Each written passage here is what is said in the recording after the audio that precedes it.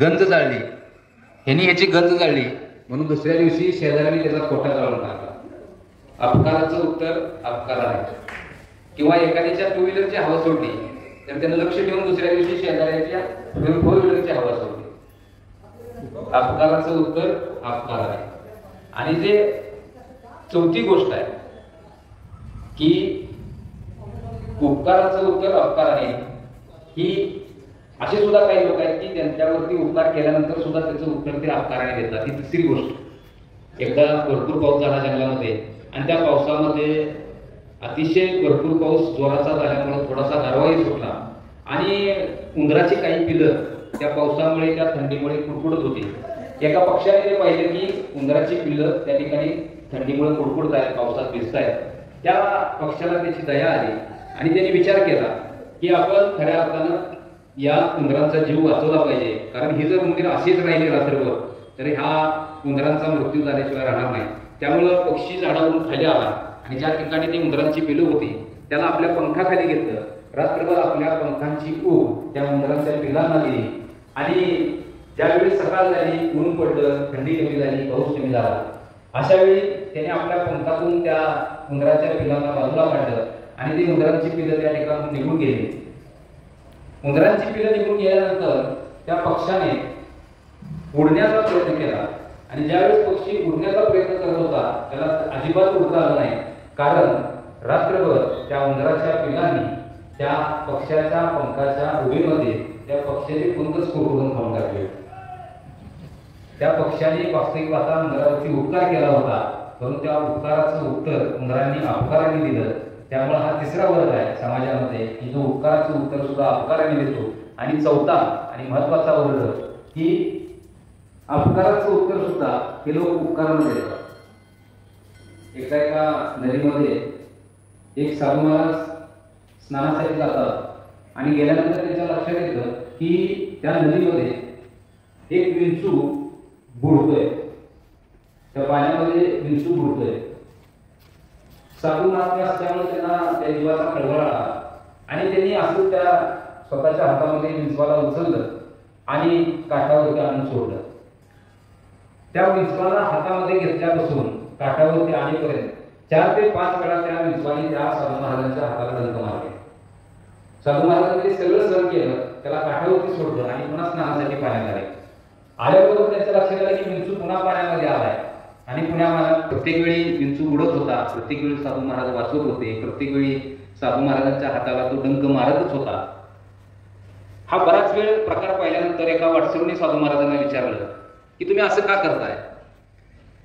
तुमची भावना चांगली आहे की तो विंचू वाचावा, तुमची भावना चांगली आहे की तो विंचू वाचावा, परंतु प्रत्येक वेळी तो विंचू वाचताना तुमच्या हाताला डंक मारतोय, प्रत्येक वेळी तुम्हाला कडकडून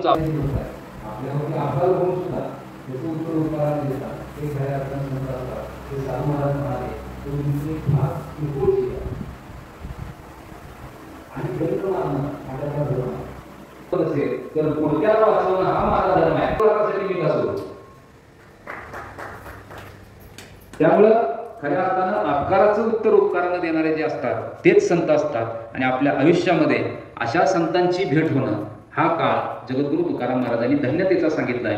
धन्य काळ संत भेटी. चंदनाच्या कोणत्याही बाजूने खाली तरी गोडच लागते, ज्याप्रमाणे दिव्याची ज्योत कोणत्याही बाजूने पाहिलं तर प्रकाशितच असते, अगदी त्याच पद्धतीनं या संतांकडे आपण कोणत्याही दृष्टीने पाहिलं तर एकही दुर्गुण दिसणार नाही. त्यामुळं धन्य काळ संत भेटी. कारण ज्यावेळेस संत आपल्या आयुष्यामध्ये येतात त्यावेळेस खऱ्या अर्थानं संस्कृती सुधारते. ज्यावेळेस वसंत निसर्गामध्ये येतो त्यावेळेस प्रकृती सुधारते आणि ज्यावेळेस संत आपल्या आयुष्यामध्ये येतात त्यावेळेस ही मानवी संस्कृती सुधारते. इतकं साम्य या संत आणि वसंत या शब्दामधलं आपल्याला जगद्गुरु तुकाराम महाराजांनी सांगितलं दिसून येतं.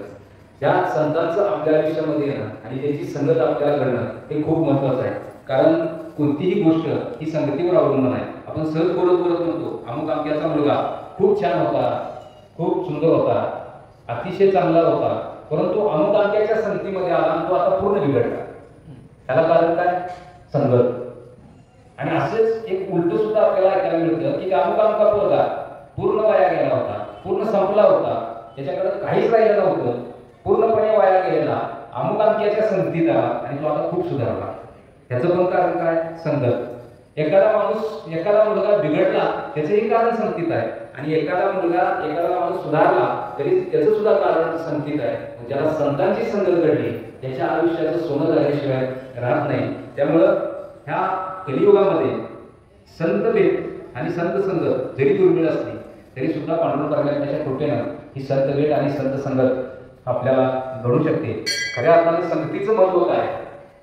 एकदा एक गुरु आणि शिष्य जंगलातून चालले होते आणि जात असताना त्या गुरुच्या ध्यानाची वेळ झाली, आणि गुरुच्या ध्यानाची वेळ झाल्यामुळे गुरु एका झाडाखाली ध्यानाला बसले, आणि ध्यानाला बसल्यानंतर थोडा वेळ ध्यान गुरुचं सुरू झालं, ध्यान लागलं, आणि लागल्याबरोबर शिष्य बाजूला थांबला होता, आणि थोडा वेळ गेल्यानंतर त्या शिष्याला एक वाघाचा आवाज आला. त्या जंगलामध्ये वाघाचा आवाज आल्यानंतर शिष्य घाबरला. शिष्याला वाटलं आता काय होतंय काय, आणि त्याची भीती खरी झाली. तो वाघ हळूहळू हे ज्या ठिकाणी थांबले होते त्या ठिकाणच्या दिशेने त्या वाघाचा आवाज येत होता. त्या शिष्याने गुरुंना उठवण्याचा प्रयत्न केला. गुरुजी उठा, वाघ येतोय, गुरुजी उठा, वाघ येतोय, असं त्याने 2-4 वेळा गुरुजींना उठवायचा प्रयत्न केला. गुरुजी काय उठत नव्हते, आणि वाघाच्या आवाजावरून असं लक्षात येत होतं की तो वाघ आपल्याच दिशेने येतोय. आणि ज्यावेळेस वाघाचा आवाज अगदी जवळ आला त्यावेळी त्या शिष्याने विचार केला, म्हणजे कदाचित आमच्या काळातला शिष्य असावा, त्या अलीकडच्या काळातला, त्याने विचार केला की गुरुजींचं वय झालंय, पण आपल्याला अजून बरंच बघायचं आहे, करायचं आहे, गुरुजींचं वय तरी होऊ द्या म्हटलं असेल. आणि ते त्या झाडावरती जाऊन बसला, आणि झाडावरती जाऊन बसला. थोड्या वेळाने खरंच तिथं वाघ आला. वाघ गुरुजींजवळ थांबला, तिथं जरा वेळ बसला, गुरुजींचं ध्यान सुरू होतं. थोड्या वेळानंतर वाघ निघून गेला. गुरु शिष्य खाली आला. गुरुंचंही ज्ञान संपूर्ण झालं, आणि गुरु आणि शिष्य यांनी पुढचा प्रवास त्या जंगलामधून सुरू केला. दोघेही एकमेकाला एकही शब्द बोलत नव्हते, परंतु काही अंतरावरती गेल्यानंतर त्या गुरूंना एक घास चावला. आणि घास चावल्याबरोबर ते गुरुने असा घास मारला आणि म्हणते, अरे बापरे, किती मोठा घास आहे, खूप जोरात चावला. आता मात्र शिष्याला राहवलं नाही. शिष्याने प्रश्न विचारला गुरुंना, गुरुजी काय घास चावला म्हणताय? मगाशी इतका मोठा वाघ आला, इतका मोठ्याने ढरकळ्यात पडत होता, तुमच्याजवळ बसला होता, त्यावेळेस तुम्ही अजिबात घाबरला नाही, आणि आता साधा एवढा घास चावला तर तुम्ही म्हणता, अरे बापरे, किती मोठा घास होता, खूप जोरात चावला. त्यावेळी त्या गुरुजींनी जे उत्तर दिलं ते खऱ्या अर्थानं संगतीचा आपल्या आयुष्यावरती होणारा परिणाम या दृष्टीने खूप महत्वाचा आहे. गुरुजी म्हणले, अरे ज्यावेळी वाघ माझ्याजवळ आला तरी सुद्धा मी डळमळीत झालो नाही, घाबरलो नाही, माझं ध्यान सुरूच होतं. कारण वाघ ज्यावेळेस माझ्याजवळ आला त्यावेळेस मी त्या परमेश्वराच्या संगतीत होतो, आणि आता साधा डास चावला तरी मला इतका त्रास झाला कारण आता मी तुझ्या संगतीत आहे. इतका मोठा संगतीचा परिणाम आपल्या आयुष्यावरती होत असतो. त्यामुळे संत संगत घडणं, आता आपल्याला संत भेट होणं दुर्मिळ आहे म्हणत असताना ह्या काळामध्ये संतांची संगत आपल्याला कुठं होईल, संतांची भेट आपल्याला कुठं होईल, तर हा जो अखंड हरिनाम सप्ताह सुरू आहे या ठिकाणी आपल्याला खऱ्या अर्थानं संतांचं तत्वज्ञान ऐकणं, संतांचं चरित्र ऐकणं, यातूनच आपली संत भेट होणार आहे. आपल्या घरामध्ये असणारी ज्ञानेश्वरी, आपल्या घरामध्ये असणारा एकनाथी भागवत, आपल्या घरामध्ये असणारी तुकाराम गाथा, हेच खऱ्या अर्थानं आपल्यासाठी संत आहे. आजच्या काळामध्ये संत भेट कुठं होईल, तर या ग्रंथाचं वाचन करून त्यात तत्वज्ञान अंगीकारणं हेच खऱ्या अर्थानं आजच्या काळामध्ये संत भेट आहे म्हटलं तरी बाबा ठरणार नाही. धन्य काळ संत भेटी, पायी मिठी पडली तो, फक्त भेट होणं उपयोगाचं नाही, पायी मिठी पडली तो, पायी मिठी पडली तो काळ धन्य आहे. धन्य काळ संत भेटी, पायी मिठी पडली तो, तोच काळ धन्य आहे. कोणता? त्याच्या अगोदरचं वाक्य, पायी मिठी पडली तो. ज्यावेळी संतांची भेट होते आणि त्यांच्या पायावरती आपण नतमस्तक होतो तो काळ खऱ्या अर्थानं धन्य आहे. कारण पायी मिठी पडणं म्हणजे काय, तर पायी मिठी पडणं म्हणजेच आपल्या अहंकाराची असणारी निवृत्ती होणं. पंढरीच्या लोकांनाही अभिमान पायापडे येणं एकमेका. आपण पंढरीला गेल्यानंतर माऊली माऊली म्हणत एकमेकांच्या पाया पडतो, हे खऱ्या अर्थानं आपल्या अहंकाराची निवृत्ती झाल्याचंच एक द्योतक आहे. कारण आपल्याला प्रवचनामध्ये ब्रह्मचैतन्य गोंधळकर महाराजांनी खूप छान वाक्य सांगितले, आपला असणारा अहंकारयुक्त परमार्थ, आपण जर परमार्थ करत असू, साधना करत असू, वारकरी संप्रदायाचे असणारे सगळे नियम पाळत असतो, हा जर आपला परमार्थ जर अहंकारयुक्त असेल तर तो सुद्धा एक प्रकारचा प्रपंचच आहे. आणि आपण प्रपंच करत असतो आणि त्यामध्ये आपल्या जर अहंकार नसेल तर तो प्रपंच सुद्धा एका अर्थानं परमार्थच आहे. म्हणजे अहंकारयुक्त परमार्थ हा प्रपंचच आहे आणि अहंकार नसणारा प्रपंच हा सुद्धा एक खऱ्या अर्थानं अहंकार विरहित प्रपंच हा खऱ्या अर्थानं एक परमार्थच आहे.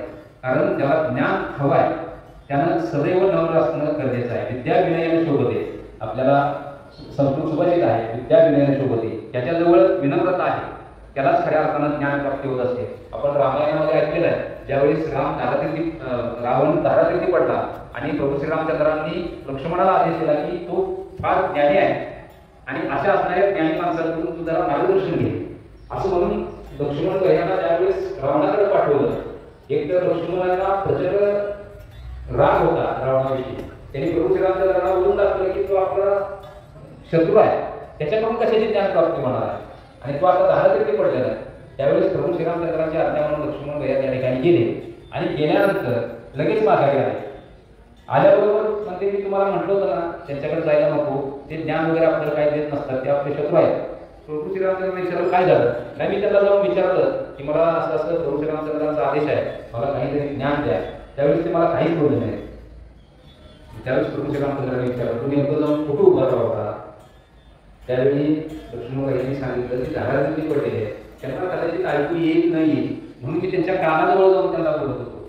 प्रभू श्रीरामचंद्र म्हणजे तू इथंच चुकला, ज्याला ज्ञान प्राप्त करायचं आहे त्यांनी डोक्यावर बसून चालत नाही, कानाजवळ जाऊन चालत नाही, त्यांनी विनम्र असलं पाहिजे. विद्या विनय होते, तू त्यांच्या पायाजवळ जाऊन उभा राहिला पाहिजे, त्यावेळेस खऱ्या अर्थानं तुला ज्ञान होईल. असा अहंकार निवृत्ती ज्यावेळी होईल त्यावेळी पायी मिठी पडत असते. नवल अहंकाराची गोटी विशेषण लगे अज्ञानाची पाठी, सज्ञानाचे धोबे कंठी नाना संकटे नाचवी. हे अहंकाराचं वैशिष्ट्य ज्ञानेश्वर माऊलीने आपल्याला सांगितलंय. नवल अहंकाराची गोटी, ह्या अहंकाराची एक वेगळीच गोष्ट आहे, ती नवलाईची आहे. काय विशेषण लगे अज्ञानाची पाठी, जो अज्ञानी आहे त्याला अहंकार कधीच होत नाही. सज्ञानाचे धोबे कंठी, जो सज्ञानी आहे त्याला हा अहंकार अडचणी आणल्याशिवाय राहत नाही, नाना संकटे नाचवी. त्यामुळं हा असणारा अहंकार हा गळून पडणं अतिशय गरजेचं आहे. एक राजा शिकारीसाठी गेला आणि शिपाई राजा प्रधान अशी सगळी त्यांची त्या जंगलामध्ये ताटातूट झाली आणि ताटातूट झाल्यानंतर प्रत्येकात वेगवेगळ्या बाजूला गेले, वेगवेगळ्या दिशेला गेले आणि एका साधू की जे डोळ्याने अंध होते ते आपल्या आश्रमाच्या बाहेर बसले होते. पहिल्यांदा शिपाई पंढरनाथ भगवान की जय, आता विश्वात्म देवे येणे वाग्यने तुषावे, तुळसोनी मधरावे बसायला नये. जे प्रांची व्यकडी सांडो तया सत्कर्मे रतिवाडो, भूता परस्परे वडो मैत्र जीवांचे दुरितांचे तिमिर जाओ, विश्व स्वधर्म सुरे पाहो. जो देवांचे रघुते लाहो प्राणिदात वर्षत सकळ मंगळी, ईश्वर निष्ठांची मानली आली. अनवरत भूमंडळी भेट तुझा कृता, सभा कल्पतरुंचे आरव चेतना चिंतामणीचे गाव. गोलिते जे अर्णव पियुषांचे चंद्रमेघे आंचन, मार्दंडे तापहीन ते सर्वाही तथा सज्जन सोयरे होतु. किं करुणा सर्व सुखी पूर्ण होणे केली लोकी, वरिदो आणि लोकी अखंडित आणि ग्रंथोपजीविये विशेषी लोकी. दृष्टा दृष्ट विजय होवावेची एक मने श्री विशेष राहो, हा भूमी लगान कसाहो. येणे वरे ज्ञान देवो सुखिया, येणे वरे ज्ञान देवो सुखिया, येणे वरे ज्ञान देवो सुखिया.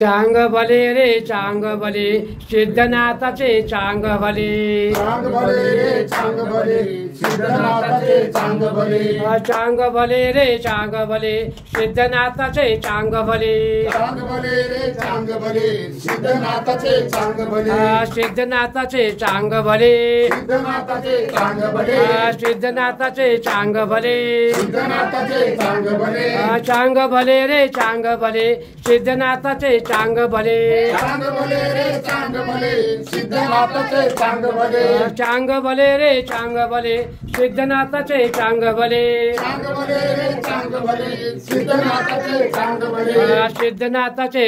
भले सिद्धनाथाचे चांग भले सिद्धनाथाचे चांग भले सिद्धनाथाचे चांग भले सिद्धनाथाचे चांग भले चांग भले रे चांग भले सिद्धनाथाचे चांग भले चांग भले रे चांग भले सिद्धनाथाचे चांग भले चांग भले रे चांग भले सिद्धनाथाचे चांग भले चांग भले रे चांग भले सिद्धनाथाचे चांग भले सिद्धनाथाचे चांग भले सिद्धनाथाचे चांग भले सिद्धनाथाचे चांग भले सिद्धनाथाचे चांग भले चांग भले रे चांग भले सिद्धनाथाचे चांग भले चांग भले रे चांग भले सिद्धनाथाचे चांग भले नाथ बाबाचं चांग भले काळ भैरवनाथाचं चांग भले काय करावं वाणे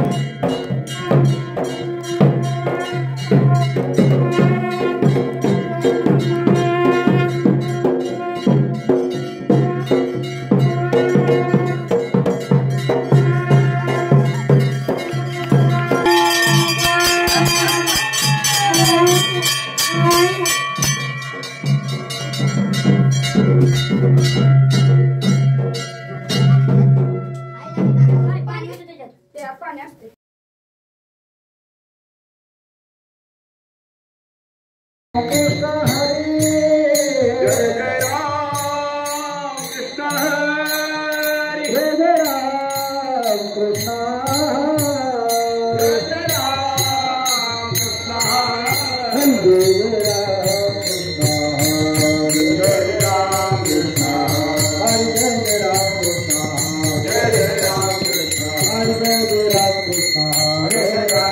हरि जय राम हरि जय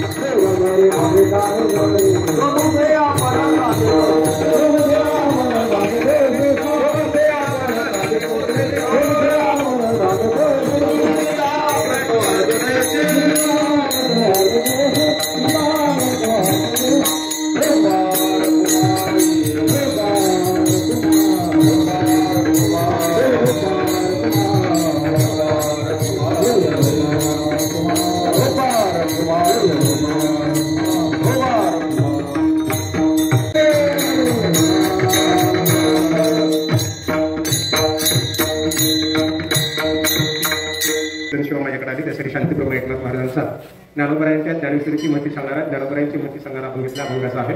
भाव धरून या वाची ज्ञानेश्वरी कृपा करी हरी दयावरी सौख्य आपण सांगित श्री विष्णू श्री गीता हा प्रश्न अर्जुनेसी तेची ज्ञानेश्वरी वाचे मददासाचे भयकळी काळाचे नाही दया सौख्य आपण सांगितो श्री विष्णू श्री गीता हा प्रश्न अर्जुनेसी एका जनार्दनी संशय सांडून धडधरी म्हणे ज्ञानेश्वरी सौख्य आपण सांगितो श्री विष्णू श्री गीता हा प्रश्न अर्जुनेसी. हा 4 चरणाचा अभंग नाथ महाराजांचा आहे. हा अभंग लिहिण्या पाठीमागे नाथ महाराजांची जी अपेक्षा आहे ती अपेक्षा पूर्णत्वास जाण्यासाठी नाथ महाराज ज्यांना आपली आई म्हणायचे त्या आईचं म्हणजेच नाथ महाराजांच्या आईचं स्मरण केलं तर लेखनाचा अभंग अपेक्षेप्रमाणे सुटतो असं मला वाटतं. नाथ महाराजांची आई कोण आहे? ज्ञानाबाई माझी एका जनार्दनी पाय वंदिते. नाथ महाराज ज्ञानाबाई माझी आहे त्यांच्या आईचं स्मरण करतो माझ्या सद्गुरूचं स्मरण करतो कारण मी ज्ञानदास आहे. श्रीगुरु सारिखा असता पाठी राखा इतरांच्या लेखा कोण करी राजयाची कांता काय भीक मागे मनाची आजोगी सिद्धी पावे कल्पतरू तळवटी झोपून बैसला काय वाणी त्यांना सांगे जोजी राजयाची कांता काय भीक मागे मनाची आजोगी सिद्धी पावे ज्ञानदेव म्हणे तरलो तरलो आता उद्धरलो गुरु कृपे राजयाची कांता काय भीक मागे मनाची आजोगी सिद्धी पावे. करो प्रथम नमन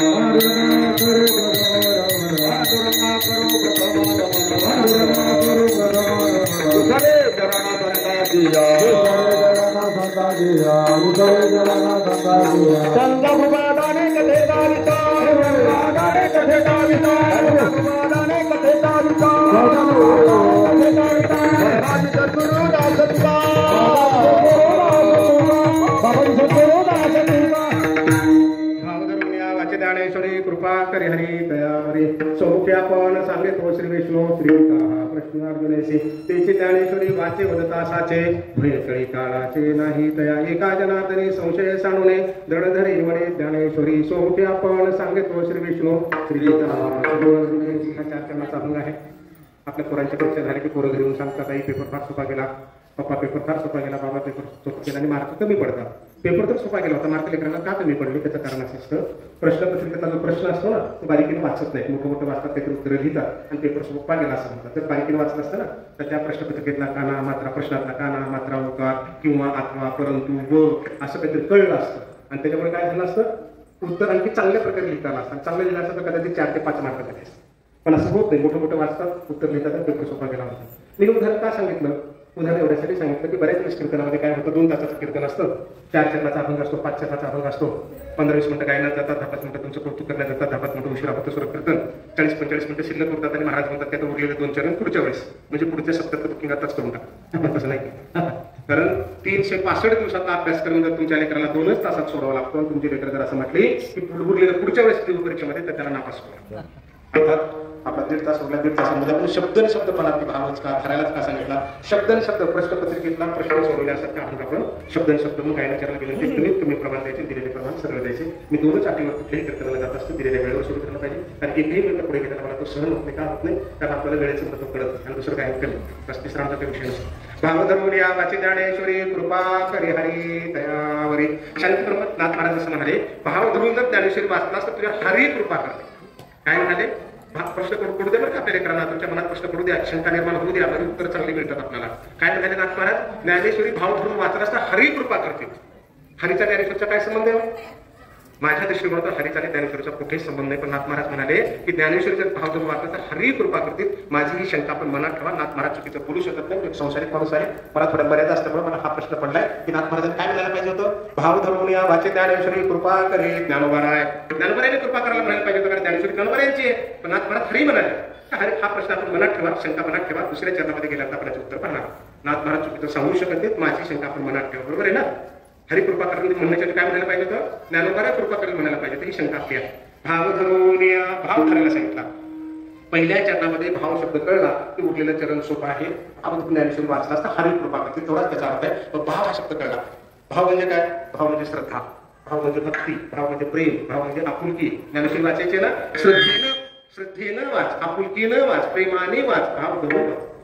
एखाद्या वेळेस आपल्याला असं वाटतं की भाव कशाला म्हणायचा भक्ती कशाला म्हणायची आपुलकी कशाला म्हणायची कारण त्याच्या सुद्धा व्याख्या मोठ्या येतात आपल्याला अर्थ कळत नाही. आता गाडीतून उतरल्यानंतर काय म्हणाले साहेब आमचं खेडेगाव आहे आपण सुद्धा आपण होतच राहतो बरोबर ना. हे खेडेगाव आहे तुमचं आपण काय म्हणतो यंदा सोयाबीनला भाव नाही बरोबर आहे. भाजीपाल्याला भाव तुम्ही विचारतच नाही कापसाचे भाव पडले, साखरेचे भाव वाढले, तेलाचे भाव वाढले. म्हणजे काय? एखाद्या वस्तूची बाजारातली किंमत म्हणजे त्या वस्तूचा भाव. बरोबर आहे? एखाद्या वस्तूची बाजारातली किंमत म्हणजे त्या वस्तूचा भाव. चालेल, हा अर्थ घेतला तरी चालेल. ज्ञानेश्वरी वाचायचे ना, किंमत करून वाच, किंमत करून. भाव धरून या माझे ज्ञानेश्वरी. काय होतं? पारायणावर व्यासपीठावर महाराज 10व्या अध्यायामध्ये असतात, 225 त्यांची चालू असते. आणि खाली पारायणाला बसलेलं 10व्या अध्यायामध्ये 200 मुलवर असतात, 250 मुलवर असतात. आणि ते बाजूच्याला विचारतात पुढे चाललंय, आणि त्यालाही माहित नसते आणि तो पुढे करतो. कारण का? नुसती बोटं फिरवायची फिरवतात, वाचायची वाचतात, कृपा होत नाही. लक्ष देऊन जर वाचला असतं तर कृपा झाली असते. भाव धरून या माझे ज्ञानेश्वरी. भाव धरायला सांगितलाय. बरोबर आहे? उदाहरण सांगतो मी, असं म्हणालो या महाराजांना, महाराज काटे वेळेस पुढे कुठे म्हणतात पुढे मारतात. हो महाराज, मोबाईल पुढे करतो तुमचा.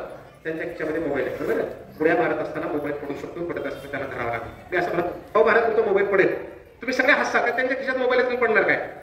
म्हणजे काय? पडण्यासाठी असावं लागतं. बरोबर आहे? धरण्यासाठी असावं लागतं. धरायला सांगितलंय, निर्माण करायला नाही सांगितलं. खळांची व्यंकटी सांडो सत्कर्मरती वाढो. सो तुम्हाला सद्बुद्धी वाढायला सांगितल्या माऊलीने, रती आवड तुम्हाला वाढायला सांगितलंय, निर्माण करायला सांगितलं नाही. प्रत्येकाकडे कमी अधिक प्रमाणामध्ये चांगलपण आहेच, फक्त ते वाढावं. नाथ महाराजाला खाते प्रत्येकामध्ये भाव आहे, प्रत्येकाला त्याची किंमत कळते, जीवनाची किंमत कळते. फक्त धर. भाव धरून या निर्माण करायला सांगितला, निर्माण करायला सांगितलं असतं, फक्त धरायला सांगितलं. म्हणून तुम्हाला म्हणतात तुझा आहे 100% आपल्याला आपल्या धरताच येते. सगळ्यात मोठी अडचण आहे आमची. आणि जर धरता आला ना, काहीच अवघड नाही. नवे ऐसे काही नाही अवघड, नाही काही वाढ तोच वरी जगद्गुरु तुकोबाराय म्हणतात. या जगामध्ये अवघड असं काहीच नाहीये, पण तोपर्यंतच अवघड आहे जोपर्यंत तू धरत नाहीस तोपर्यंत.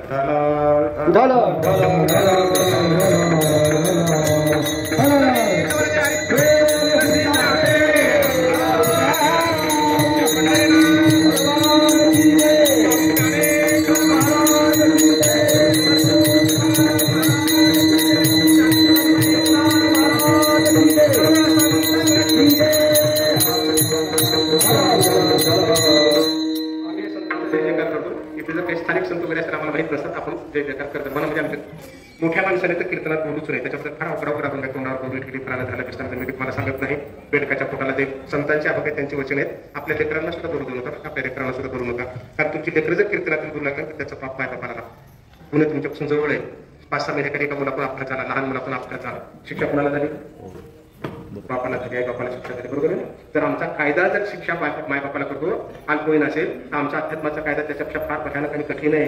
तर लेकराची पापं भोगावी लागतील, आपल्याला भोगावी लागतील. मग इथं कीर्तनातच येऊ नका, आला तर शांत बसा, काळजीपूर्वक ऐका. ज्ञानोबाराय सांगतात, पुण्यात्मके पापे नरका जायजे, स्वर्गा जायजे, पापात्मके पापे नरका जायजे, माते जे ने पाविजे ते शुद्ध पुण्य. आपल्याला पुण्य केल्यासारखं वाटतं, पण शुद्ध पुण्य होत नाही. ते शुद्ध पुण्य व्हावं, शुद्ध पुण्य. अंतकरणातून ऐकायला फार भाग्य लागतं. वक्तात वक्तानो हे सावधान, तुम्ही बोलविले आम्ही बोलेन, तैसे तैसे शुक्राधीन जाऊयंत्र. ज्ञानोबारायने सांगितलं, तुमच्या चेहऱ्यावर बघून बोलणार आहे. तुम्ही बोलू द्या ना, तुमच्या अंतर्गत बोला तर मी कधी बोलणार. काळजीपूर्वक तुझी चिंता त्याशी सर्व आहे, मग निसिम भाव उल्हासे मजार भावयाचे निविसे, फळ एक आवडे तैसे भल तयाचे हो. ज्ञानोबाराय नव्याध्यात सांगतात, माझ्या भक्ताला पत्रम पुष्पम फलम तोयम प्रिय भक्त्या परिचिती. पान दे, फूल दे, वाळ दे, मुलं दे, कसं दे? अंतकरणातून दे, भाव धरून दे, भाव धरून दे. आणि दिलं तर मी त्याचा स्वीकार करतो. सुदाम्याचे कोरडे पोहे खातो मी, शबरीची पोरं खातो. तुम्हाला जर असं वाटतं की भगवंताला पोहे आवडतात, पंढरपूर तुम्हाला लय जवळ आहे, गाडी फिरून या पंढरपूरचा खातो बघू. बोराच्या बागा तुमच्याकडे दिसतात, गाडी म्हणून पुरवण्या खातात बघू. ती शबरीची होती म्हणून खाल्ली, सुदाम्याची होती म्हणून खाल्ली, कारण त्यांच्याकडे भाव होता. भाव धरून या भाग्य ज्ञानेश्वरी. धरायला सांगितलं ज्ञानोबारायचा. ज्ञानेश्वरी धरून भाव धरून वाचायचे आहे, म्हणजे 100% हरीची कृपा होणार आहे. आणि भाव नसतो म्हणून सगळ्या अडचणी निर्माण झालेल्या असतात. अंतकरणातून करायचं. भगवंत अवघड नव्हे. या कलियुगामध्ये भगवंताला सगळ्यात जास्त प्रश्न आपल्यापेक्षा जास्त पडलेले येतं, कारण त्याला एखादा निस्वार्थी भाव असलेला भक्त सापडत नाही. अर्जुना माई वाडे कोडे अखंड बोलवा वडे तरी काय केलं जोडे पुष्पे से आधी मनोठाचे फळ तू सोडला असे केवळ जे तोंड भरून केलं झालं असे पुष्पाने. अर्जुना त्या कलियुगामध्ये मला चांगला भक्त सापडत नाही, निस्वार्थ सापडत नाही. माझं भाग्य थोर. कोण म्हणतंय? 14 गुणाचा माझा कृष्ण परमात्मा होता. अर्जुना माझं भाग्य थोर आहे, तुझ्यासारखा भक्त सापडला तुझ्यासारखा. कारण का युद्धामध्ये शस्त्र अस्त्र सैनिक लागतात. तू म्हणालास की कृष्णा ही हत्या असतास तरी तू चालशील, मला माझ्या पायाजवळ बसतात, डोक्याजवळ सुद्धा बसतात. असाच भक्त म्हणाला. कसा? भाव धरून या वाचे ज्ञानेश्वरी कृपा करी हरी दया हरी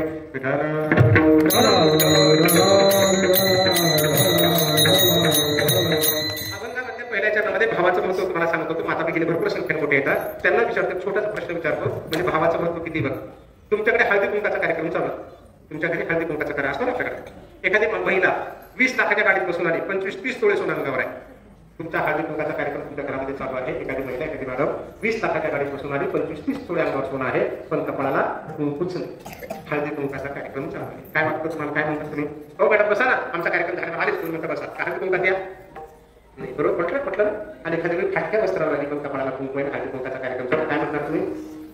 ह्या हळदी कुंकामध्ये तेवढं कुंकाला महत्व आहे, अध्यात्मामध्ये तेवढंच भावाला आहे. तोंड भरू का विचारा आणि अंत करणे विषयाशी सारा, तरी नातुडे का धनुगरा त्रिशुद्धीने. अरे अर्जुना, किती बोलू दे, किती गणित करू दे, किती अभ्यास करू दे, किती कीर्तन करू दे, किती प्रवचन करू दे, किती गायन करू दे, माझ्याकडे ते पोहोचत नाही. वस्तुस्थिती बरं काही वस्तुस्थिती आणि बघतच नाही.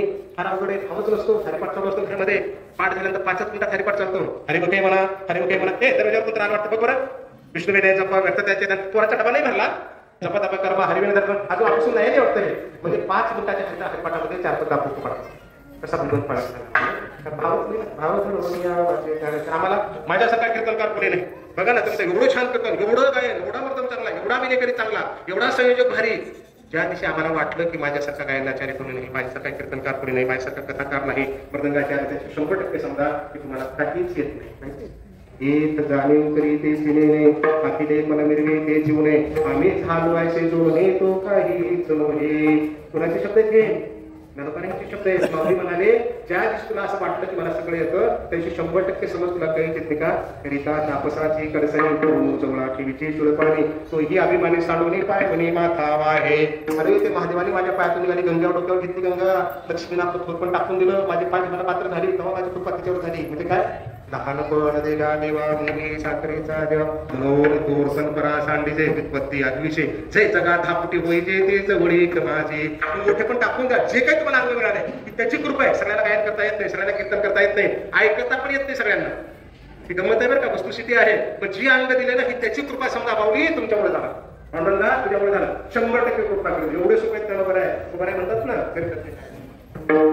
करील ते काय नोहे महाराज,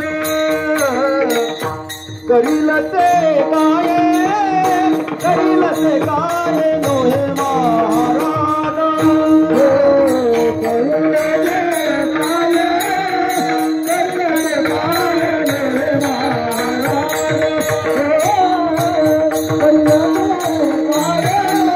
करील ते काय, करील ते काय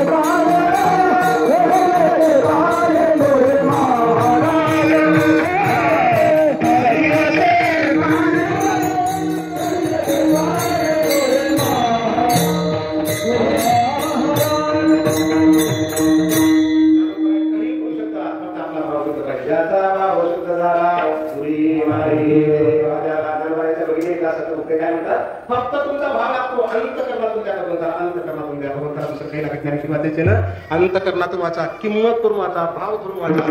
भाव धरून या वाचनानेश्वरी कृपा करी हरी दयावरे. 100% हरीची कृपा, 100% हरीची कृपा बरं का. भाव धरून या, भाव धरायला सांगितलं. उदाहरण पासून करतो तुम्हाला. माझ्या लहानपणचं उदाहरण, स्वतःचं उदाहरण. गरीब होती, 50-60 वर्षाच्या खाली तुमच्याकडे असेल, आमच्याकडे असेल.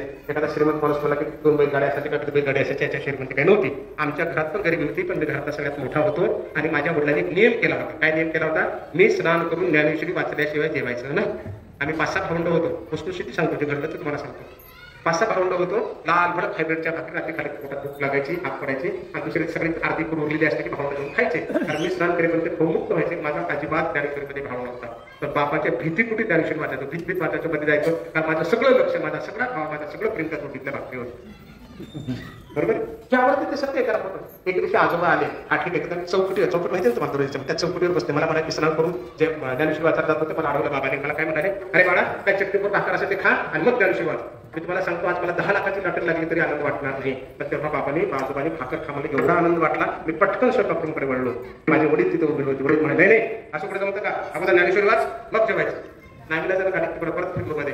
बाबाने पुन्हा अडवलं, अरे तुझ्या बापाचा बाप मी सांगतो ते जा भाकर खा. शेतकरी भाकर वाटत ती खाली. आपली पाहुणीच्या साक्षीला बघते, मलाच काही बोलायचं नाही, कुठं काही सांगायचं नाही. कारण ते मला नंतर गाडी केलं काय कामात कुठं बोलला.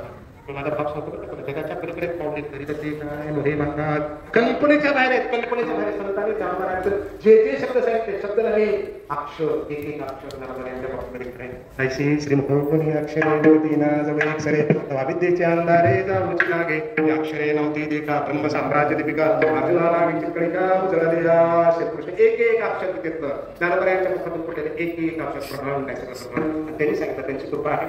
ठीक आहे नागेला झालं तेवढी घाबी भाकर खाल्ली येऊन बसतो अंत करणार होता माझा दुडीवरचा भाव संपलेला होता खाल्ल्यामुळं आता दुडीची मला चिंता नव्हती भावना खाऊन टाकते मला उठणार नाही याची चिंता नव्हती 12 होती दुपारी जेवायला मला चिंता नव्हती मध्ये बसून ज्ञानेश्वरी वाचली आपली माऊलीच्या समोर बोलून सांगतोय ज्ञानेश्वरी बाहेर बाबाने आढळलं मला किती ओव्या वाचल्या म्हणजे 31 रोज किती वाचतो 2 3 4 गडबड करायचे कधी कोणत्या कारण हवंच नव्हतं मला बाबाने पुन्हा मला एक ओवी सांगशील माझ्या आयुष्यात पाठ झालेली पहिली ओवी तरी अवधाने कडे तिचे सर्व सुखाशी पात्र होईते हे प्रत्युत्तर माझे उघड ऐका पहिली ओवी पुन्हा बाबा म्हणाले बाळा 2 वर्षापासून त्या विषयी वाचतो किती ओव्या पाठ आहे बाबा आजच पहिल्यांदा पाठते का कारण पहिल्यांदा भाव घाला तो भाव धरून ज्ञानेश्वरी वाचायचा लागणार पहिल्याच्या भाव धरुनी वाचे ज्ञानेश्वरी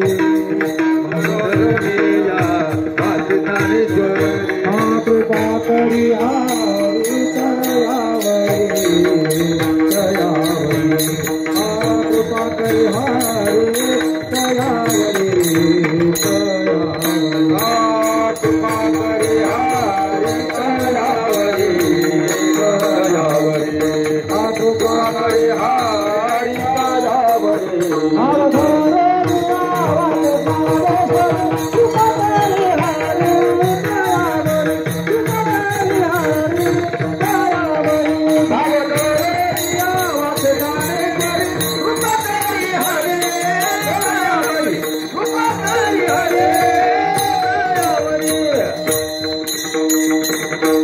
कृपा करी हरी तयावरी कृपा करी हरी तयावरी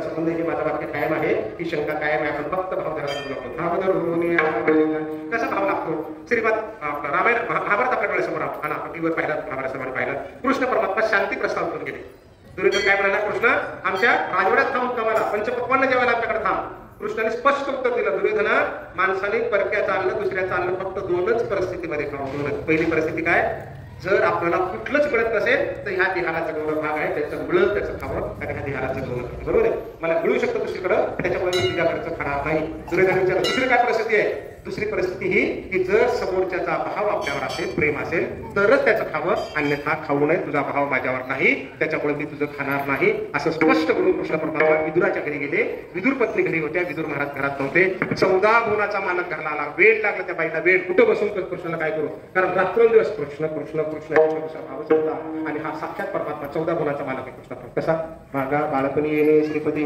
एक वेळ खादली होती माती ते कोपणे हाती यशोदा धरीला मग भेने भेने जैसे मुखी झाला त्या वयाचे निमिषे 14 ही फुले सावकाशे दाविली ती मागा लहानपर्यंत माती खाल्ली होती आईने सांगितलं उघडतो भिल्याचं नाटक करून काय केलं 14 भुन तोंडात दाखवल्या काय 14 भुनाचा मालक आहे हा 14 भुनाचा मालक साक्षात परमात्मा घरी आला वेळ लागला त्या बाईला कुठे बसू कृष्णाने सांगितलं माती फार भूक लागली ती म्हणे आता काहीतरी करते नका करू म्हणे शिंक्यावर केळी मला केळी द्या केळी काढली मधला गाभा फेकून द्यायची तर पण कृष्णाला द्यायची कारण ती भानावरच नव्हती एवढा भाव भगवंताला वेळ लागतो बरं का आवडी आणि लाजवी व्यसनाने सिवी खुशी आणि न बोलवी तरी तेची काय ज्ञानोबरांमध्ये आवड जर असेल प्रेम असेल तर किती वेळ झाला काय केलं काहीच कळत नाही माणसाला कारण ते आवड आहे ज्ञानोबरांचं प्रमाण आहे वेळ लागला त्या बाईला तर बोल कृष्णाला देतो ते फेकून देतो ते गाभा कृष्ण म्हणते वा काय गोड आहे काय छान आहे तेवढ्यामध्ये विदुर परमात्मा आपण काय पाहतोय तुझा आहे तुझं पासे आमच्या कसे विदुर पत्नीला पण 2च पाय होते 2च डोळे 2च कान 2च नाक एकच नाक तुमच्या आमच्यासारखं सगळं शरीर तरी पण आमच्यातून त्यांच्या भावामध्ये फरक आहे पुढचं उदाहरण सांगतो आम्ही एवढी कीर्तन करतो एवढे छान काय करतो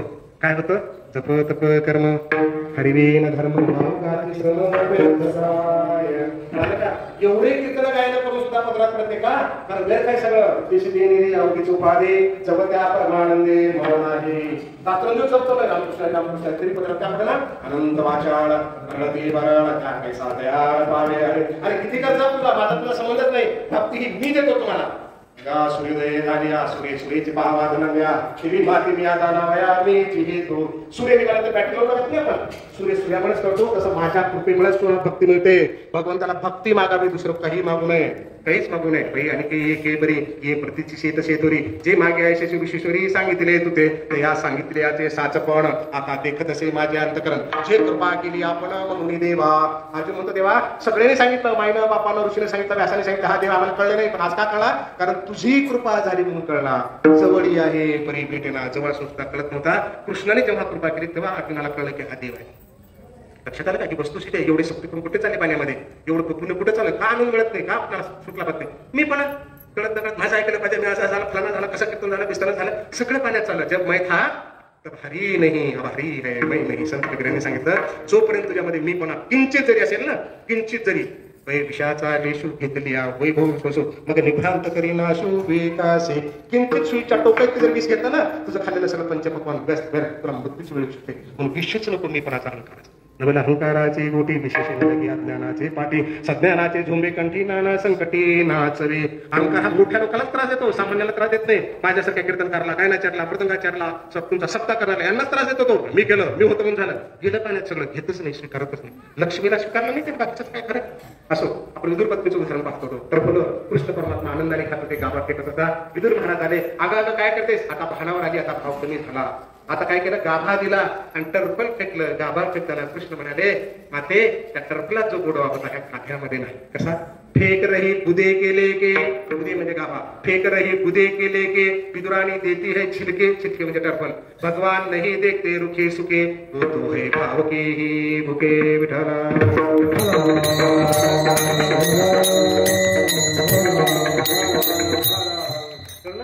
गाभा फेकून दिला कारण तेव्हा भाव होता आता भाव कमी झाला. आता म्हणाले त्या टर्फलाच आनंद नाही भाव होता तो गाठ्यामध्ये नाही. एवढ्या अंतकरणातून द्यायचं देवाला. आता काही आता बघितलं की लोकांना आपला प्रश्न असा पडतो की साक्षात देव घरला आला आणि आपण टर्फलातून केली तर कळत नाही का एवढा भाव असतो कुठे माणसाचा वाटतं ना आपल्याला. चला ठीक आहे छोटासा प्रश्न तुम्हाला विचारतो माता भगिनींना. पहिल्यांदा जावाई तुमच्या घरला आला पहिल्यांदा जावाई तुमच्या घरला लग्न झालं तुमच्या मुलीचं आणि पहिल्यांदा जावाई घरला आला काय काय केलं सर्व खायला पटकन पटकन काय केलं. पहिल्यांदा जावाई तुमच्या घरला आला काय काय केलं असेल खायला कल्पनेच्या बाहेर स्वयंपाकामध्ये हे केलं भजे केले पुऱ्या केल्या चटण्या केल्या वेगळं केलं आणि बाहेरच्या खोलीमध्ये आपण बघतात ह्याला जावे फुटे त्या पुरे ना मामी पुरे ना माय पुरे ना पुरे झालं ना पुरे झालं ना ढेकर दिला तुम्ही खुश झाले वाह जावायचं पोट भरलं आणि आनंदाने स्वयंपाकामध्ये परत आले. काय म्हणतात अगं माय हे वाढायचं राहूनच गेलं खरे. एका नाशवंत देहाला खाऊ घालताना जर तुम्हाला एखाद्या पदार्थाचा विसर पडू शकतो तर 14 गुणाचा साक्षात परमात्मा होता त्याला खाऊ घालताना विसर पडला नसेल का त्याचं नाव आहे भाव. भाव धरून या माझी ज्ञानेश्वरी कृपा करी हरी हरीकडे आपण नंतर जाऊ. आपली शंका काय अजून भावाचं उदाहरण तुम्हाला सांगतो. भाव म्हणजे श्रद्धा भाव म्हणजे आवड भाव म्हणजे प्रेम भाव म्हणजे आपुलकी तुझं ध्येय गाठण्यासाठी सुद्धा आपुलकी लागते प्रेम लागतं आवड लागतं. 40 वर्षाखाली 30 वर्षाखाली आम्ही लहान होतो शिकायला. तुमच्या भागामध्ये जे पुस्तक आमच्या लातूर जिल्ह्यामध्ये सुद्धा तोच अभ्यासक्रम होता. कोण कोण भाव धरून आहे कोण कोण भाव वाचला बघा. जर तुम्ही सगळे जर माझ्यासारखा भाव धरला असेल तर कोण कोण IAS झाला कोण कोण डेप्युटी कलेक्टर झाला. एकटाच डेप्युटी कलेक्टर होता एकटाच प्रश्न होता तुमच्या आमच्या अभ्यासक्रम सगळ्याचा सारखा होता फक्त तुमचा भाव सारखा नव्हता. माझा भाव प्रचंड होता त्या पुस्तकावर. मी एकटाच डेप्युटी कलेक्टर झालो प्रमोशनला IAS अधिकारी म्हणजे तुमच्या शब्दामध्ये कलेक्टर झालो. तुम्ही का नाही झाले कारण तुम्ही भाव भाव धरून या माझी ज्ञानेश्वरी 1995च्या बॅचला डेप्युटी कलेक्टर आणि प्रमोशनला 2011च्या बॅचला IAS झालो. तुम्ही हे बोलू शकता म्हणून सांगितलं असा ते साध्य करिता सायास कारण अभ्यास. तुमच्या लेकरांना पुस्तकं लिहायचे नाहीत का लिहायचे लिहून ठेवलेले वाचायचे लिहून ठेवलेले.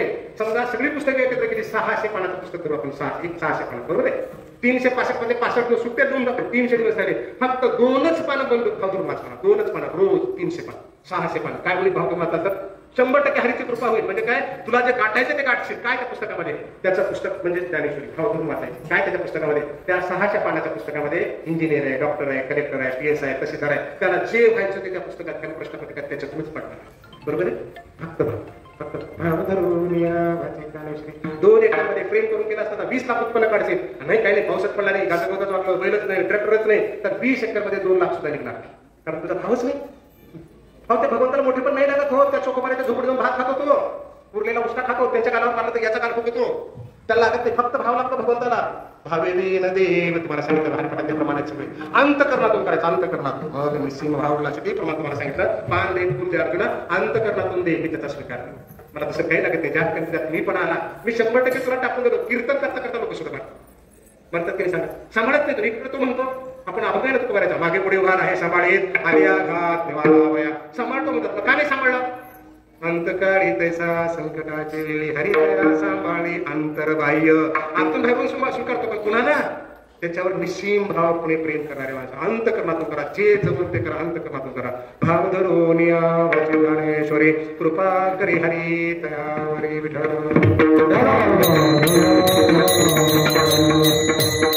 अंतरीची घेत गोडी.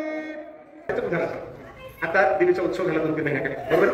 जालन्यामध्ये माझे कीर्तन झालं 2-3 महिन्याची घटना तुम्हाला सांगतो. आणि कीर्तनाच्या अगोदर ते आरती वगैरे झाली होती. त्या आरतीच्या हराशी असते काय म्हणतात त्याला बोली असते. उद्याची आरती कोण घेणार 1000 1500 2000 3000 वाली ती बोली. आणि एक मोठा व्यापारी म्हणाला 3000 बस पुढे नाही जायला का मागे नाही जायला का 3001 3002 आणि तेवढ्याला खुर्चीवर त्याचं पोरग मोबाईल खेळत बसलं होतं. असं काय करत होतं माहिती नाही. तिकडं तोंड करून होतं 100-200 लोक होते. बाप म्हणाला 3000 आरतीची किंमत उद्याच्या. ते पोरग तिकडे तोंड करून मोबाईल खेळत होतं. काय म्हणाला 11000 बघितलं पण नाही पाठवलं 11000 म्हणलं. सगळे लोकांनी टाळ्या वाजवल्या पण त्या पोराकडनं बघता सगळे त्याच्या बापाकडे बघू लागले. आता 11000 द्यायचे ना. मग बापाला विचारलं सेठ तुम्हाला बच्चा ऐसा बोला. हा बच्चेने बोला तो देनाच पडेगा. आणि त्याने बोलला असता तर 3000च्या वर जात नव्हतं. ते 3000चं आहे बरं का आणि हे 11000चं आहे. ही बाजूला बसलेला बाप आहे ना किती किलोमीटर वर आहे 3000चं आहे ते 11000चं आहे. विठू माझा लेकरूवा पुढे चाले ज्ञानेश्वर कुणाचं लेकरू आहे त्याचं लेकरू आहे. 3000 आहे तिथं इथं 11000 आहे. पैसे घेऊन टाक महाराज प्रमाण दिलं ना करीला ते काय काही करते काही मेलेले उठवील भिंती चालू रेड्याला बोल काही करते अजिबात विचारत नाही बापाला. कारण बाप आहे का नाही म्हणून तर म्हणतात ना जाईल की जाईन गे माया तया पंढरपुरा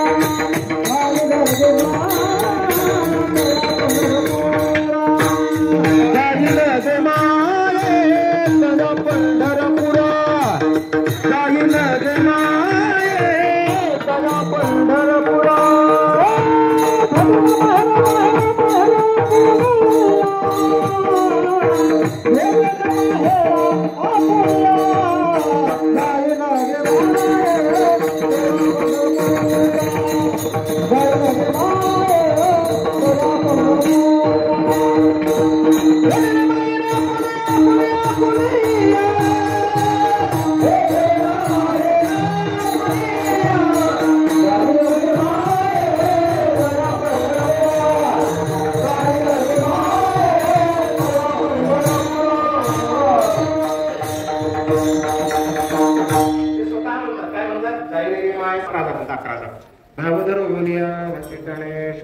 म्हणून सगळ्या संतांनी ज्ञानेश्वरी वाचायला सांगितलंय. भावधरून वाचे ज्ञानेश्वरी कृपा करी हरी तयावरी. हरी कोण आहे ज्ञानोबारायांचे वडील आहेत. ज्ञानोबारायांचे वडील ज्ञानोबाची लेकराची जर ज्ञानेश्वरी वाचलास ना तर 100% बाप कृपा करेल आई कृपा करेल. आमच्या घरला जर पाहुणारा आला आणि आमची लेकरं जर खेळत असतील ना तो काहीच बोलत नाही पाहुणारा लेकराला.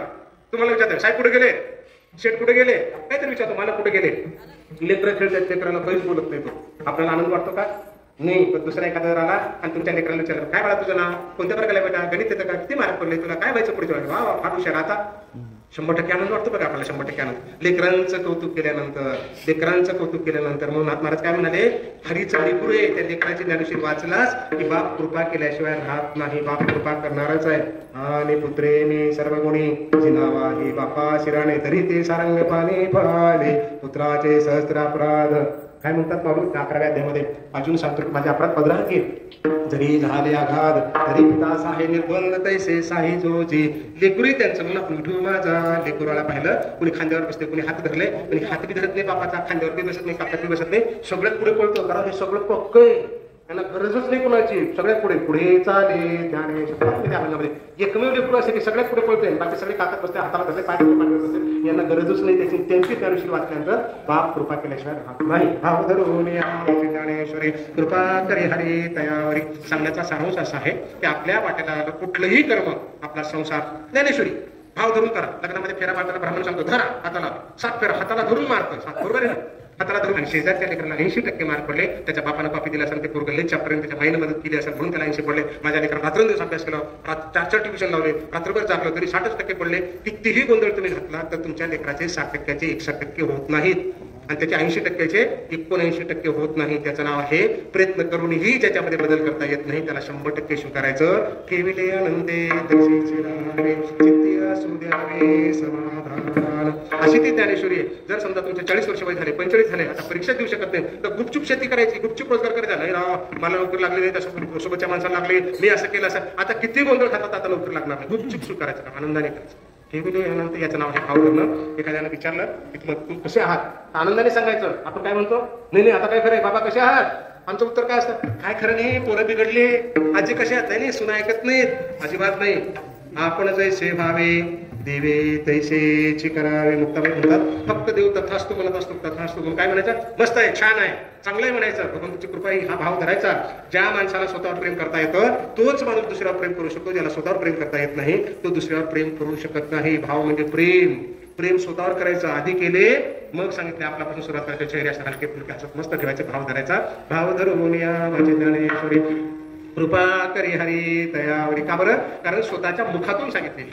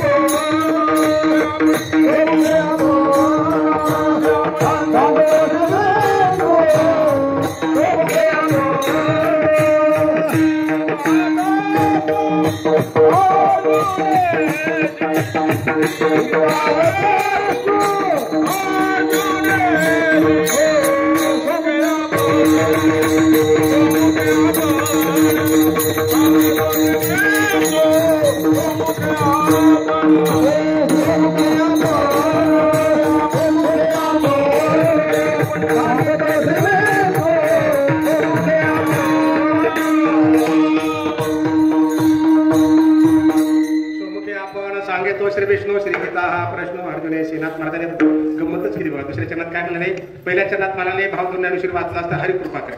आणि दुसऱ्या चरणात काय म्हणाले, विष्णूने स्वतःच्या मुखातून गीता सांगितली, विष्णूने सांगितली. हे बाळा गीता कोणी सांगितले बेटा? तुमच्या पाठीमागे बसली मुली, गीता कोणी सांगितली? सोमुखी आपण सांगितलं श्री विष्णू. सांग ना बेटा, गीता कोणी सांगितली? नाही माहित नाही का तुमच्या पाठीमागच्या? तिला माहिती आहे? तिला पण माहित नाही. ठीक आहे. शेरमा कोणता भेटला बेटा आता नदीच्या काळात? बोलावं लागेल ना, लोखंडात सापडायला लागेल ना. कारण जगातली सगळ्यात मोठी संपत्ती आमची लेकरं आहेत. जाऊ द्या त्याला कसा मावली, जगातली सगळ्यात मोठी संपत्ती आमची लेकरं आहेत. लक्षात आलं का? मी संभाजीनगरला जात होतो, पंढरपूर मागं 2 वर्षाखाली कट्टरपूर वाक्य लिहिलं होतं, पूत सपूत तो क्यों धन संचय. ताई बोलू नका, पूत सपूत तो क्यों धन संचय. तुमची लेकरं जर चांगली आहेत तर पैसा धन जमा करायची गरज नाही, कारण ती चांगली आहेत, संस्कारित आहेत. आणि दुसरं वाक्य होतं, पूत कपूत तो क्यों धन संचय. जर वाईट आहेत तर जमाच करू नको, मारहाण करेल, सगळं वाईट मार्गावर घालून टाकेल. मग काय केलं पाहिजे? संस्कारितच झाली पाहिजे, संस्कारितच झाली पाहिजे. आमच्या लेकराला गीता कोणी सांगितली सांगता येत नाही. काय येत नाही? तुमच्या गावात काही हिंदी भाषिक लोक असतील ना, बघा विचारून काय काय करतात त्यांच्या लेकराला. इथं उतरल्यानंतर काय म्हणले, ग्रामीण भागात 5-10 मिनिटं आम्ही वेळेवरच सुरू करणार आहे. ठीक आहे, तुम्ही वेळेवर सुरू चांगले. पण हे का वाक्य म्हणलं की ग्रामीण भाग 5 मिनिटं चालतं? तुमच्याकडे चालतात 5 मिनिटं? 7 सेकंद सापडतो 5 मिनिटाला. घडी घडी काळ वाटे याची पाहे, असं किती आहे अवकाश. क्षणक्षणाची करावा विचार, तरावया पार. क्षणक्षणच नाही, रिकामार्ध गडे राहून अर्धा क्षण सुद्धा. रेल्वे स्टेशनला पळत गेला, गाडी धरताना गाडी सुटली, 5 सेकंदांनी सुटली. दुसरा आला त्याची 10 मिनिटांनी सुटली. अरे तुझं 10 मिनिटांनी गेली राव, माझी तर 5 सेकंदांनी गेली. काही छाती करून सांगू नको, 5 सेकंदांनी गेली का 10 मिनिटांनी गेली का गाडी गेली. मी आणि शुल्क मिस्टर असताना संभाजीनगरला भेटायला यायचे. तिथून बद्दल झाली नंतर काय म्हणते, सर आमच्या पोरगांना 1च मार्कावर नापास, आमच्या पोरगीना तहसीलदार झाले 2च मार्कावर नापास झाले. अरे 1 मार्कावर झाले का 2 मार्कावर झाले का 50 मार्कावर नापास झाले का? नापास. सिग्नल आहेत ना तुमच्याकडे? तर पंढरपूरच्या सिग्नल आहेत ना. सिग्नल कशावर चालतात? मिनिटावर चालतात का तासावर चालतात? सेकंदावर चालतात. सेकंदा 2 सेकंद शिल्लक राहिले, तुम्ही गाडी पुढे काढा, फरकन सिटी वाजते, 1000चा 500चा दंड लागतो. तुम्हाला साहेब 2 सेकंद होते ना 2 सेकंद, त्या 2 सेकंदाची किंमत ती. पण वेळेचं गणित करा, फक्त वेळेचं गणित करा. आपल्याला करायला शिकवा. ज्याला वेळेचं गणित करता येतं, लहान असं मोठा असं, ज्याला वेळेचं गणित करता येतं तो आयुष्यात कुठेच मार्ग पडत नाही, कुठेच मार्ग 100% यशस्वी, फक्त वेळेचं गणित करतो. दुसरा विषय आल्यानंतर कपडे वगैरे बदलल्या, महाराजांसोबत कपडे बदल करत असताना आपले जोरदार घरात परवडत होते. लोक पण झालं पाया पडला का मंदिरामध्ये? मी मंदिरात गेलो नाही, जातच नाही मंदिरात नाही. हा काही तर भजन चालू होतं. भजन चालू असताना देव जर मंदिरात असेल ना, मी तुम्हाला वचन देतो ज्ञानोबा रायच्या वतीने मी आयुष्यात कीर्तनच करतो. देव नाही म्हणजे नाही मंदिरात कुठे गेला? नसे मे वैकुंठचे ठाई, नसे मे योग्यांचे हृदय, माझे भक्त गाते जेथे नादाने त्यांनी स्वतः सांगितलंय ना, नावडे वैकुंठ नावडे भूषण, नावडे असन वसन काही, कीर्तनी गजरी नाचतो श्रेरी, म्हणत तसे सोयरी चोकियाची. चोखवाऱ्यांचं गाव जवळ आहे तुमच्यापासून. त्यांच्या बायकोला सांगितलं वैकुंठ नको भूषण नको, माझं भजन चालू, नामदेव कीर्तन करीन पुढे नाचे पांडुरंग. केवळ नामदेवाच्याच कीर्तनात तुम्हाला उड्या मारायचं, तर आमच्या कीर्तनात यायचं नाही ना. आणा नामदेव महाराजांना घ्या त्यांच्या पुढे कीर्तन करून आम्ही चालू करणार कीर्तनच केले. गादी कुणाचे? नामदेव महाराज. अभंग कोणाचे? नामदेव महाराज. तुकोबारा कोण आहेत? जगद्गुरु तुका अवतार संप्रदाय सगळा. अरे आम्ही तुमच्या पुढे मारतो ना तुमच्या नावावर. माझी विनंती आहे तुम्हाला, कीर्तन पुढे करत असताना मंदिरामध्ये वाट पाडून घंट्या वाजवायला जात जाऊ नका. पवित्र आशीर्वाद असलेला असतो त्याला नमस्कार करा. मग तुमचं श्रीमंत भागवत असेल, प्रवचन असेल, भजन असेल, त्यावेळी तुम्ही विनाकारण ते आलं का अखंड घंट्या वाजवत असतात त्या मंदिरात. आणि देव तिथं नसतो बाबा, तो कशामध्ये नसेल सांगा बरं. ज्ञानोबाईंनी स्वतः सांगितलं ना, तुम्ही वैकुंठे नसे वेगवेग भानुभूमी नसे बरे योग्य यांचे मानाचे उपरोधिराय परितयापासी पांडवा मी हरपला घेऊ सवा चित नामो सुबरवा कधी माझा. अरे लक्ष्मी जवळ नाही, इंद्राजवळ नाही, कुबेराजवळ नाही, पण माझं भजन तिथं चालत 100% मी आहे म्हणजे. कशा म्हणून मंदिरात पाय पडायला पडतं काय तुम्ही बघा. आता पाय पडू दिले तुम्हाला, पाय पडू दिलं पाहिजे. कशात दिलं कीर्तन करायचं पाय पडावं? एखादं प्रमाण आहे. पंढरी सेना एक कोणाभिमान पाया पडे जन एकमेका एक